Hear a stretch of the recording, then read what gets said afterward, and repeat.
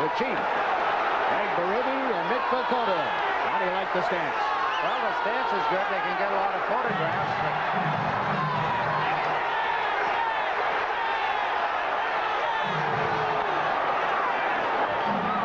A big chuckle out of Bill Clement saying to Berube before the game, hey, Vukota's looking for you.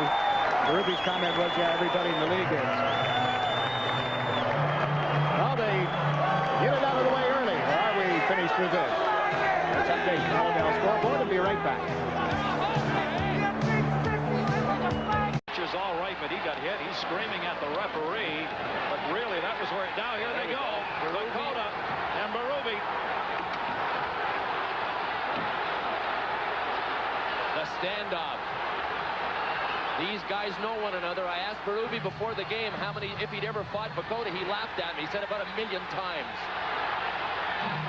And the one thing he said about Vukota is he's a smart fighter, but Berube got the better of him on that one. Now the linesman. Oh. Remember, these are replacement officials. Paul Flaherty, self-employed, Framingham, Mass. Dennis Scholes of Boston, a steam engineer. The two linesmen who just got some work in the National Hockey League. Game's tied at 1. Penalties coming up. One of the hot rumors circulating here tonight. Tim Moriarty of the Sports Ticker is on that story, I'm told. Hockey Hall of Famer. Well, here we go. Round 2, ladies and gentlemen. They love it. They love it. They got the whole place watching. Is anybody going to land anything this time? Just about the same scenario as before. Berube started it by throwing a punch that Nick missed and got out of the way of. Have you seen this very often? Mick Vukota throwing the left like that. Probably his right hand so sore he has to throw left.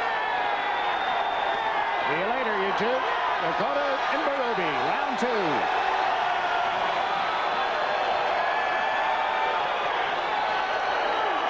Down to ringside. Carl Reuter's been up close to this. What have you spotted? Well, I'll tell you one thing, Jigs. They're certainly not cheering for me to all these people behind me. They're cheering for the main bout that just went on for the second time in this hockey game.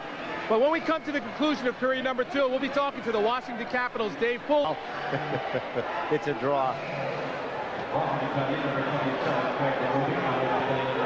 Mick Vukota, 5 minutes each for fighting. Time of the penalty is 11:19. 5 minutes each for fighting. 11:19. Mick Vukota. Craig Berube. He can't catch up to Berube this way, can he? No, he can only stay tied.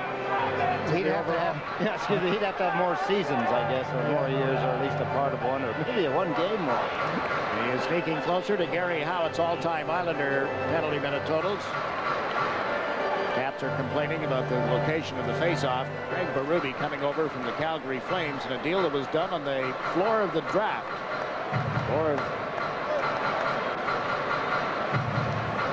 Take a look. Right from the face-off. They're standing beside each other. Want to go? Sure. I mean, this is really the great old-fashioned bare-knuckle way, I suppose. Ron Hextall for a lot of years. To me, you can tell when Ron Hextall is mentally right, and it's not in how he stops the puck, it's how he handles it. That's the first thing that I notice.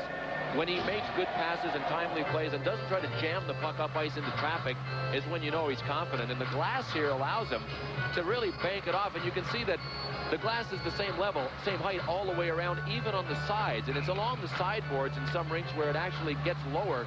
Well, for Ron Hextall, the way he can shoot and the way he likes to bank it off the glass sometimes, he would like it 40 feet high.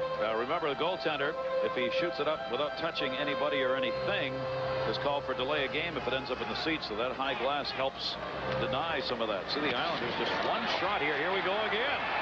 It's Vukota. It's Berube. Round 2. Make this 1,000,001 times Berube has fought Vukota. Same start. They already have one fight in the game. Oh! Well, this won't go anywhere, I don't think, now that they've got a grip. See, the one thing they both got when they went in. Oh, Vukota let go and decided to go with the left. Remember what we said about Vukota? He's a smart fighter. Now, they were both tied up, and Mick Vukota had the option. Either tie up Berube's right or start to throw him with his left. Look at the mark right in front of Vukota's forehead. He may have reopened the cut that he got 3 weeks ago in a fight with Kenny Danico of the New Jersey Devils. He took about 8 stitches right between the eyes when Danico punched him before Vukota realized there was a fight. And Vukota today said, Danico surprised me because he usually lets me square off and we go fair and square, but not on this one. Left in your screen. There was no, was there any doubt? I mean, this is obviously something that these two guys worked out. When they throw the gloves down, it's obvious they've said to one another at the face-off, let's go. When the puck is dropped, nobody will get an instigator, and let's have it out. And you saw Vukota let go with his left hand and try to ding Berube with the left. He's a smart fighter. 83 minutes of penalties for Vukota coming into this game. He's added 10 more to that. They both go for fighting for the second time in this game. Berube, Vukota, 5 fighting. Islanders. Johansson and Burridge, if you're keeping score at home. And King from Volek and Turgeon, the goal that tied the game at 3-3. No other changes, and we're set for the third period. Teams at full strength. Ferraro with Hogue on the left and Mick Vukota on the right. And Berube is out there. He's challenging Mick Vukota even as we speak. Put the lumber on him. Sixer drop. Here we go. Round 3. You knew this was happening when they lined up for the face-off. Maybe they'll let him go this time. Third fighting out, isn't it? Yeah.